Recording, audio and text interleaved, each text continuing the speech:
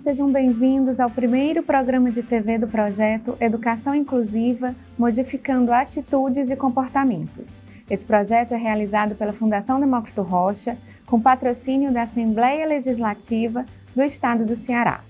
Estamos produzindo uma série de conteúdos de fácil assimilação sobre o papel da família, da escola e do poder público na inclusão de pessoas com deficiência no espaço de aprendizagem escolar. O tema desse primeiro programa de TV é Políticas Públicas para Pessoas com Deficiência. Eu converso com Andréia Vieira de Mendonça, professora do curso de Pedagogia do Núcleo de Educação à Distância do Centro Universitário Cristos, Unicristos, da Prefeitura Municipal de Fortaleza e do Governo do Estado do Ceará. Ela é doutora em Educação Brasileira pela UFC e também converso com Ana Fabíola Moura Dias, que é graduada em Letras, Português e Inglês, psicopedagoga, está concluindo Neuropsicopedagogia e Educação Especial e é coordenadora da Associação Pestalozzi de Fortaleza e há 14 anos trabalha na Educação Especial. Sejam muito bem-vindas, muito obrigada pela presença de vocês. Como a proposta do nosso projeto é ser cada vez mais didático, né, para ampliar o entendimento sobre o que é inclusão, eu queria que a gente começasse falando, explicando quem são as pessoas com deficiência, quem a gente pode entender, de que forma a gente pode enxergar e compreender essas pessoas. Pronto, Paulo. Primeiro eu quero agradecer a oportunidade de a gente estar aqui falando sobre o tema que é tão importante. E sobre as pessoas com deficiência, se a gente for ver na questão da legislação, por exemplo, o público-alvo da educação especial são as pessoas com transtornos globais de desenvolvimento, e aí a gente tem as pessoas com transtorno do espectro autismo, que é o maior índice que a gente tem hoje, e a maior prevalência da deficiência na educação fundamental, no ensino fundamental. Temos as pessoas com altas habilidades e outras deficiências, né, que são as pessoas com deficiência múltipla, motora, visual, auditiva. E todas essas pessoas têm alguma limitação de ordem física. Mas quando a gente pensa na deficiência hoje, a gente não se limita a esse contexto fisiológico da questão dessa ordem, dessa deficiência, dessa limitação nessa ordem, nesse contexto. Mas a gente pensa a deficiência como um modelo social, né? Que está para além daquela pessoa, mas o entorno, né? Que se a gente tem uma sociedade, um entorno realmente inclusivo, a gente vai conseguir fazer com que aquela pessoa supere as dificuldades, as limitações e desenvolva todas as suas potencialidades. Historicamente, tem sido um conceito de deficiência que traduz uma sociedade extremamente excludente. Então, essas pessoas com diagnósticos de deficiência, seja de qualquer natureza, normalmente têm sido excluídas de todas as sociedades, né, ao longo dos tempos. Mas, assim, desde a década de 1960, a gente vem pensando e vem se falando muito a partir dos movimentos sociais sobre essa questão do modelo social de deficiência, que traz para a sociedade um papel importante de se organizar, de se contextualizar para que a pessoa com deficiência tenha todas as oportunidades de superar e tenha condições de se desenvolver ao máximo. Então, a gente passa a pensar a deficiência para além das questões fisiológicas. Quer completar, Fabíola? Primeiramente, quero agradecer o convite. Acredito que a Andréia colocou perfeitamente, né, o que são as pessoas com deficiência, explicou, né, deu exemplos, e a gente vê cada dia na sociedade essas pessoas, né, inseridas. Né. Hoje em dia se fala muito no autismo, mas a gente, como a Andréia disse, né, a gente tem vários tipos de deficiência. Agora vamos entender o que exatamente é essa educação inclusiva, né? Qual é o conceito de inclusão que a gente deve entender para que, de fato, essas pessoas estejam na sociedade, né, com direitos e deveres garantidos, né? Quando a gente fala em educação inclusiva, a primeira questão que vem à mente é o público-alvo da educação especial, que é esse que eu citei anteriormente. Então, a gente pensa na educação inclusiva com foco na pessoa com deficiência. Mas, ao pé da letra, a educação inclusiva é a educação para todos. É aquela educação que vai atingir a todas as pessoas. Então, Então, para eu pensar em educação inclusiva, eu tenho que entender o conceito de sociedade como uma sociedade que contempla toda a diversidade humana, que não tem aquele foco de encaixotar e rotular as pessoas, e uma sociedade que permite essa diversidade, que aceita e que inclui essas pessoas da mesma forma.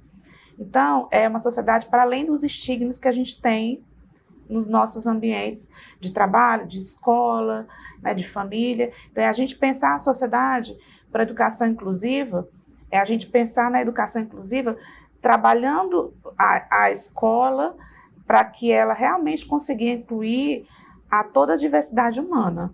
Então, nisso eu tenho que pensar como fazer uma escola, como preparar uma escola apta a receber a pessoa com deficiência e desenvolver ela ao máximo.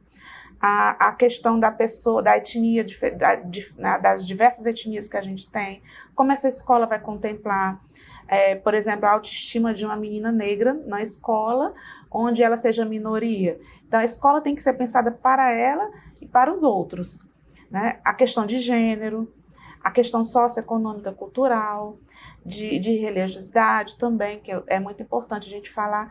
Então, a questão da educação inclusiva é você trazer à tona todas essas temáticas e fazer com que, por exemplo, uma criança, já no ensino infantil, na educação fundamental, ela, independente de qualquer tipo de diversidade, ela tenha a sensação de pertencimento naquela escola.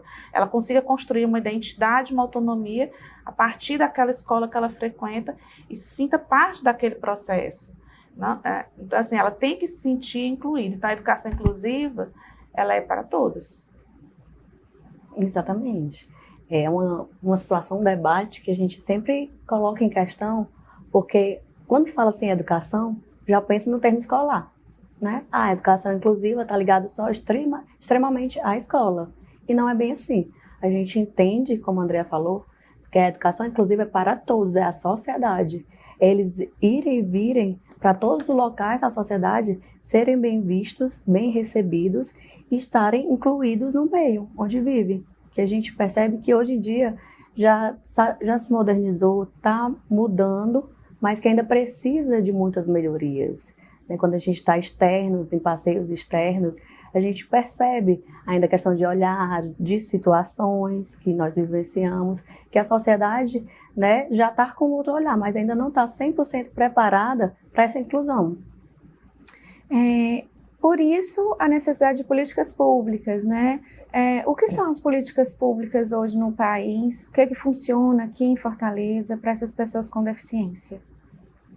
Quando a gente fala em políticas públicas, está no cerne da questão, né? Porque se começa a falar em educação inclusiva, já a partir da década de 1980 e 1990, que foi o grande boom no movimento internacional e também movimentos nacionais, que começou a se tratar e transformar a educação inclusiva. Então, ela só conseguiu, a educação inclusiva que a gente está nesse processo, como a Fabíola diz hoje, ela parte de políticas públicas, né, que chegaram, e de movimentos sociais, que um implementa o outro para que a gente consiga ter algum avanço.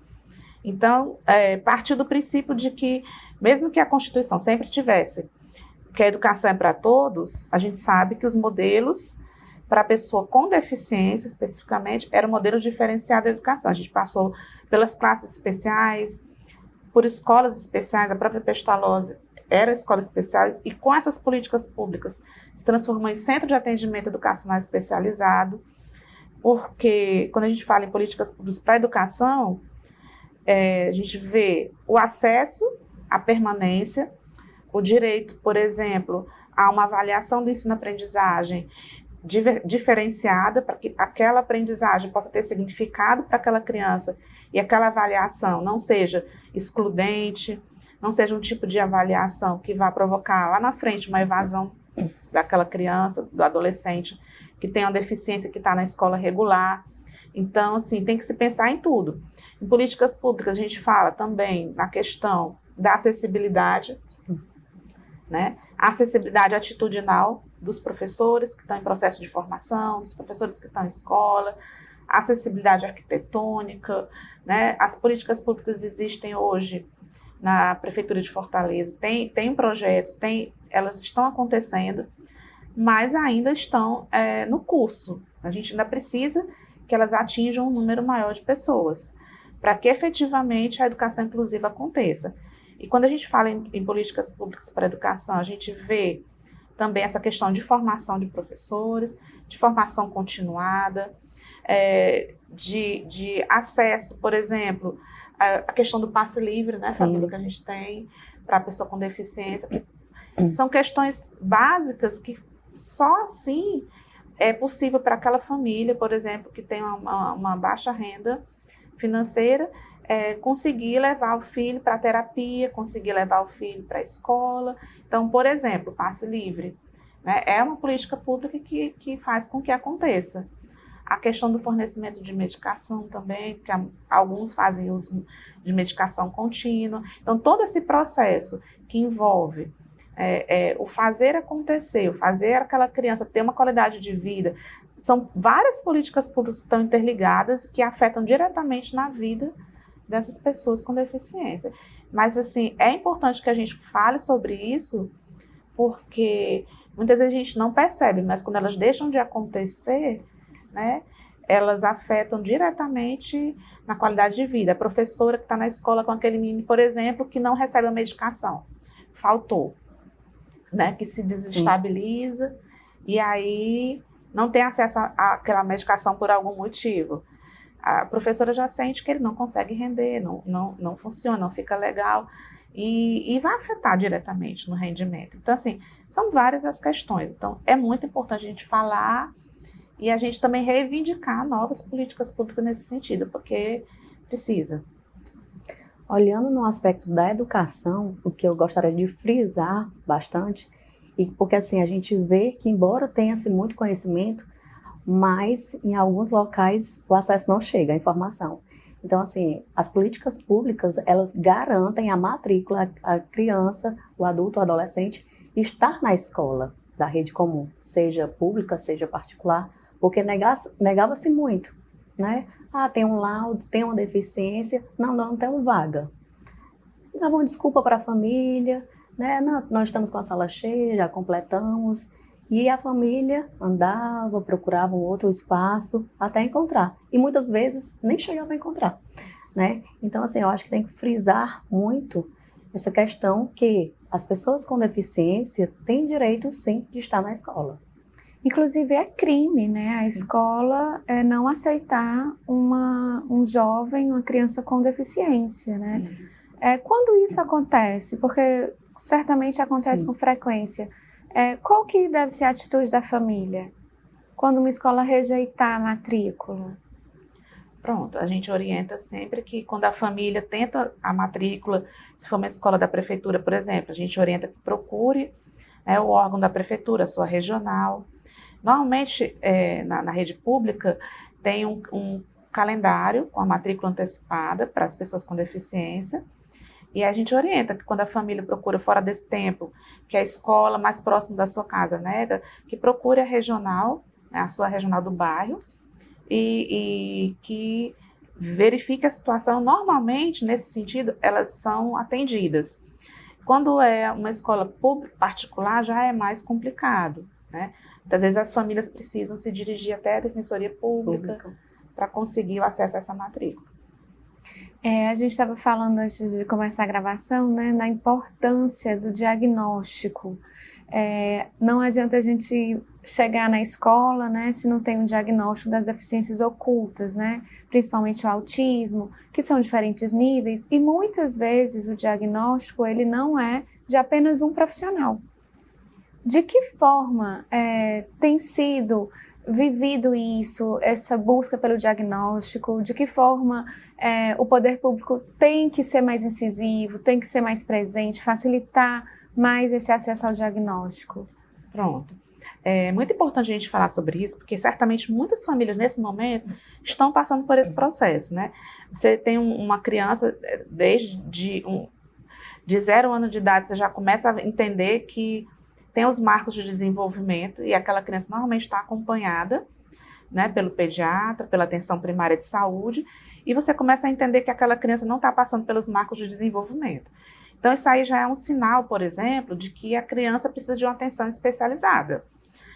Mas para ter essa atenção, a gente precisa do serviço de saúde básica, né? Atendendo essa criança e direcionando o mais rápido possível para a estimulação precoce. Porque quanto mais cedo o diagnóstico, mais cedo a gente consegue trabalhar e desenvolver essa criança, trabalhar em cima desses déficits, né?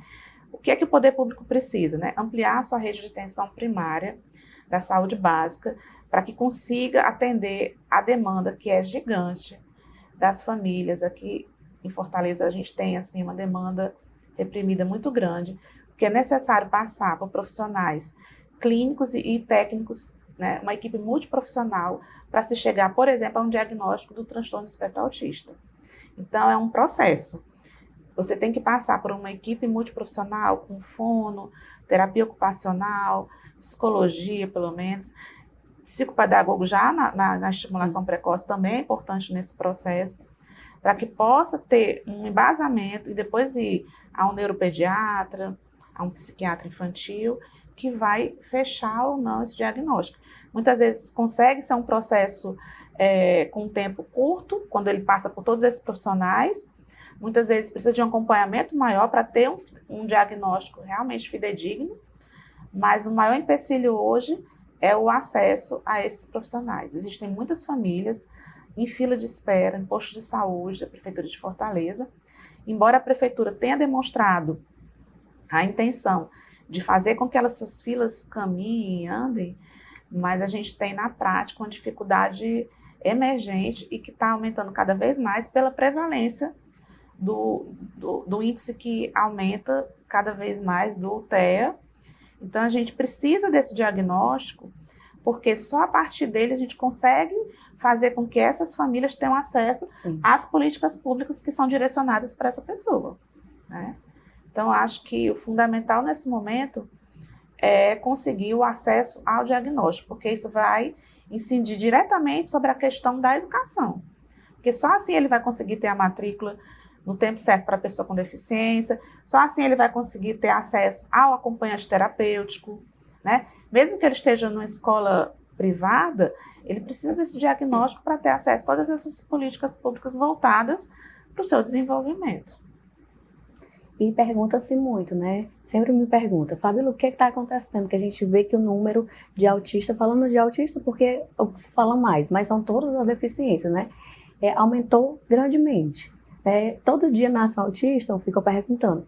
Mas é a questão do conhecimento. Antes não tinha esse conhecimento, né? Às vezes a criança tinha uma característica, mas não sabia-se que era autismo, né? Não tinha esse conhecimento. Então, assim, por isso que a Andréa mencionou que as filas hoje estão enormes, embora tenha esse acolhimento, né, da prefeitura em dar, né, em fazer acelerar esse processo, mas ainda precisa de mais motivação, precisa arranjar meios, porque quando na parte particular que a gente pode buscar esse diagnóstico na rede particular, né, como com essa equipe multiprofissional que a Andréa falou, só que é um processo mais caro, né, o custo é alto.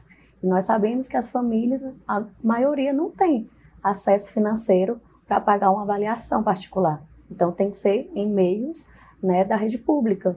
E aí leva um maior número de tempo. Então, tem que ter esse olhar para acelerar esse processo da avaliação. E a gente fala, pensa a inclusão, né? Aí, para cada tipo de deficiência também é um universo, né? Sim. Como pensar, você estava falando da questão da escola, os tipos de acessibilidade, né? Como pensar políticas públicas de fato eficientes para todos os tipos de deficiência? É um desafio grande você pensar, né? Aí volta para a questão da educação inclusiva, né? Você passa até pelo desafio arquitetônico, mas assim, apesar do amparo legal, a gente sabe que ainda existe um caminho muito longo a se percorrer para que se coloque em prática toda essa legislação. A gente aqui no Brasil, por exemplo, tem uma legislação, um suporte legislativo no âmbito da inclusão muito robusto, mas a gente ainda precisa caminhar muito para que isso seja colocado em prática, né? Então, assim, para eu ter uma escola efetivamente inclusiva para contemplar todos os tipos de deficiência, desde o processo arquitetônico, eu tenho que pensar nessa construção de escola e ouvir as pessoas com deficiência. As pessoas com deficiência, né, precisam se colocar, né? O que é preciso para uma pessoa com deficiência visual ter acessibilidade arquitetônica, entender melhor o conteúdo da escola, numa escola regular, né? Então a gente tem que ouvir essas pessoas, para além dos teóricos, dos estudiosos, dos educadores, colocar em pauta a voz dessas pessoas, porque cada uma tem uma especificidade diferente. Eu, como estudiosa de uma deficiência A ou B ou C, eu vou ter parâmetros para contribuir, né? Mas eu acho que trazer a voz dessas pessoas nesse processo de construir essa escola inclusiva, né, essa sociedade inclusiva, é fundamental, né? A Andréia pegou a minha fala, o meu pensamento. Né? É até o lema, né, do Congresso Nacional, é nada sobre nós sem nós. Congresso Nacional da Fenopestalose, né, que nós temos uma sede nacional da Associação Pestalose, e aí aconteceu nesse final de semana, em Foz do Iguaçu, o congresso reunindo os meninos, que são nossos autodefensores, cada pestalose mandou o seu grupo de autodefensor, então eles foram debater, eles foram falar de tudo que a Andréia falou, qual a importância, quais são as necessidades, aonde é que eles chegam, né, e percebem o que é melhor para mim. Né? A gente sabe que é um universo a ser conquistado, porque, como você mesmo colocou, existem muitas características, existem muitos desafios, mas com boa vontade. E com a presença deles nesse processo vai facilitar bastante. Existe um engajamento forte, né? Também tem muita gente lutando, defendendo, batalhando para que essas políticas públicas de fato sejam eficientes, eficazes para a inclusão. Mas hoje, quais são as barreiras mesmo, assim, para que as políticas públicas sejam mais amplas, alcancem quem ainda não alcança? Quais são os desafios de pensar e de fato, concretizar políticas públicas para pessoas com deficiência hoje? São muitos, Paula, mas eu acho assim, que parte da questão da celeridade, porque a pessoa com deficiência ela não pode esperar, por exemplo, por uma fila de 3 anos no posto de saúde para ter uma consulta com um neuro. Então, é a celeridade, né? O governo tem que implementar essas políticas públicas que possam atingir a criança de uma forma muito mais rápida, o adolescente, né? Porque são pessoas que não têm como esperar. Um desafio é a questão financeira mesmo, da distribuição de verba e de uma programação, né? De não pensar em políticas públicas só quando está faltando alguma coisa, quando se vê, por exemplo, agora nessa situação que eu citei, que a fila do posto de saúde não anda, já tem 3 anos, né? Não deixar acontecer, né? É ter efetividade, continuidade, uma programação para isso. E ter núcleos, né, mais abrangentes para fazer esse trabalho de forma descentralizada, né? Aqui no Ceará, por exemplo, que cada prefeitura tenha realmente um núcleo específico para tratar disso e que ele atue independente de políticas de governo, né? Seja de forma contínua. Eu acho que isso já vai dar uma celeridade maior e essa questão financeira é uma questão muito importante, porque sempre a gente sabe que para o público com deficiência, na prática, sempre as verbas são mais reduzidas, porque as coisas acontecem de forma muito lenta. A gente vê outras políticas públicas acontecendo muito mais rápidas, atingindo um público muito maior, e esse público, porque tem, apesar dos movimentos sociais, mas tem um engajamento forte, mas ele está se consolidando ainda, né? Muitas famílias ainda sofrem de forma isolada, né? Muitas mães, quando a gente fala aqui em famílias, a gente tem que trazer à tona que esse modelo, né, da família da pessoa com deficiência ainda né, de forma muito forte, essencialmente com o papel da mulher, né, também, que ela que sempre está, que vai até o final, né, nesse processo. Então, a gente precisa falar sobre isso. Então, a gente tem que ter políticas públicas voltadas para a pessoa com deficiência, mas eu trago também aqui uma questão muito importante. A gente precisa falar em políticas públicas também para essas famílias, né? São famílias que precisam de uma atenção para poder trabalhar né, e desenvolver essas Suporte, crianças. né? Sim. Tem que ter um suporte, né, do governo para poder isso acontecer de forma que traga qualidade de vida para a família também, né? E outra coisa que quando você estava falando que me veio à mente, além dessa questão do laudo que precisa ter, essas filas precisam andar, né? O pós, né? O que vem a ser o pós, o laudo? Depois que eles tiverem o laudo em mãos, eles vão precisar ir para um espaço. E esse espaço está com a capacidade para recebê-los? Tem as vagas? Precisa de ampliação? Né? Então, precisa desse olhar das políticas públicas para ampliação de vagas nos centros de atendimentos, nas escolas. Então, assim, depois, porque o laudo é importantíssimo, o que, né, a segunda importância vem a ser os espaços para receber essas pessoas laudadas. Que não adianta nada ter o laudo em mãos e eles ficarem em casa. Sim. Fabíola, você é coordenadora da Associação Sim. Pestalozzi de Fortaleza, né? Como é que é o trabalho da associação? Também dá esse suporte para a família, né? Sim. Assim, nós somos um centro de atendimento, né? Lá é um mundo, porque nós temos tanto a parte clínica, que é, né, a gente tem um convênio, nós temos convênios, a gente tem um convênio com o SUS, que dá, né, essa parte das terapias, o acesso às terapias. Nós temos psicologia, fonoaudiologia, terapia ocupacional, fisioterapia, musicalização, nosso médico, né? Nós temos o espaço do atendimento educacional especializado, que é o AEE, que dá esse suplemento, né, para os alunos que estão com o lado, estão na escola, porque para estar no AE é preciso estar na escola comum, né? Um dos critérios da lei do AE é estar no contraturno na escola. Então, em algum período, lá como nós funcionamos o dia, manhã e tarde, em algum período eles estão na escola e no contraturno eles estão com a gente. Eles estão na escola pela manhã, no contraturno eles estão à tarde com a gente. Então, assim, a gente está esse suporte, suplementando, desenvolvendo as habilidades básicas e nós também trabalhamos com assistência social, né? Que são as ações sociais. Nós fazemos palestras, passeios externos, dando apoio tanto às pessoas com deficiência como às famílias.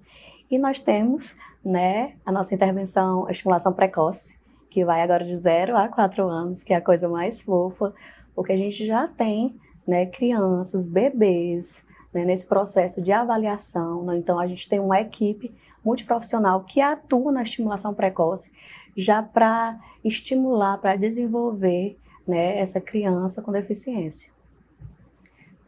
Você conhece, André, o trabalho da associação, Trabalho. né? Eu também trabalho com as meninas lá. E, assim, uma questão que eu quero pontuar muito importante. Foi muito bom a Fabíola colocar, porque a gente falou muito das políticas públicas para chegar até o diagnóstico. Mas, assim, para ter acesso às terapias é uma outra luta muito grande. Até pela alta demanda, né, que a gente tem hoje.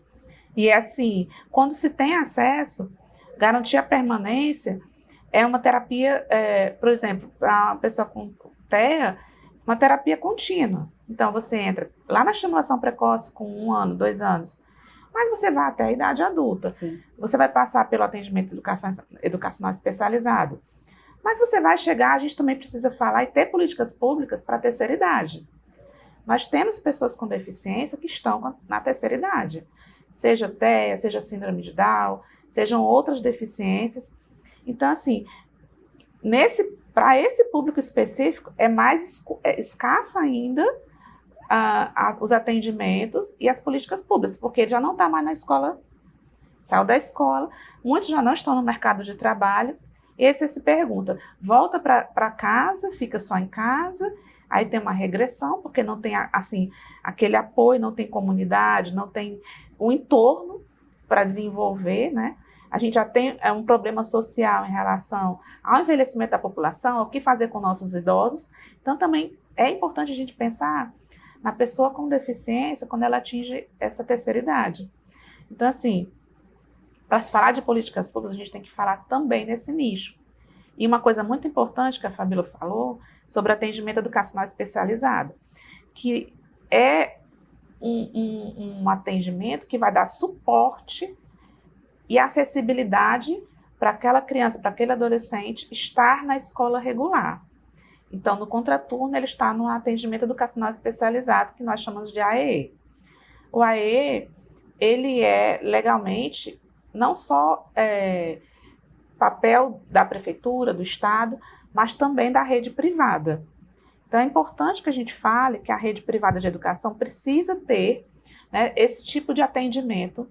Então, a escola que você vai matricular seu filho tem que ter um núcleo de atendimento educacional especializado dentro daquela escola que vá atender as especificidades do seu filho, da pessoa com deficiência, para o que ele precisar dentro daquele espaço escolar.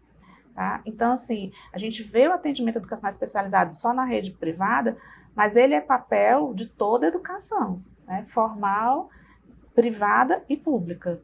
Então, é importante a gente falar sobre isso para que as escolas, né, se adequem a esse modelo da legislação que é fundamental para todas as pessoas com deficiência ter um desempenho, né, satisfatório.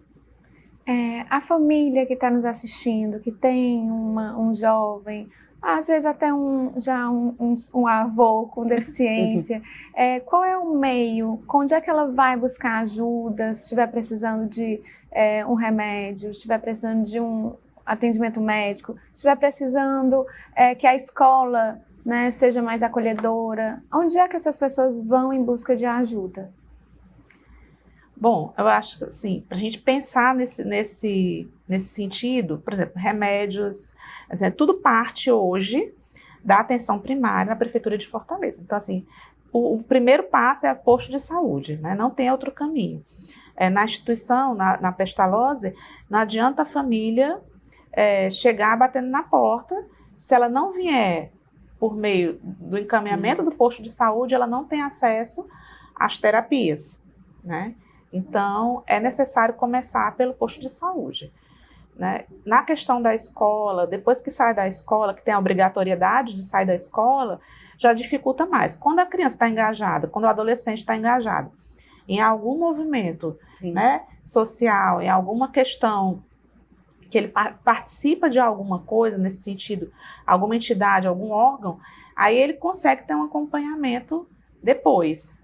Mas se não tiver, realmente dificulta. Então, assim, é importante que a família faça esse engajamento, procure, vá até as instituições, as associações, para tentar se engajar de alguma forma e manter o vínculo, né, para que aquela pessoa esteja assistida, né, e também socialmente ativa, que isso é fundamental. Quer contribuir, Fabíola? Acho que a Andrea colocou tudo, né? Muito obrigada, gente. Nosso tempo acabou. A gente fica por aqui. Esse foi o primeiro programa do projeto Educação Inclusiva, Modificando Atitudes e Comportamentos. Acompanhe os demais conteúdos no site fdr.org.br/educacão inclusiva. Obrigada pela audiência e até o próximo programa.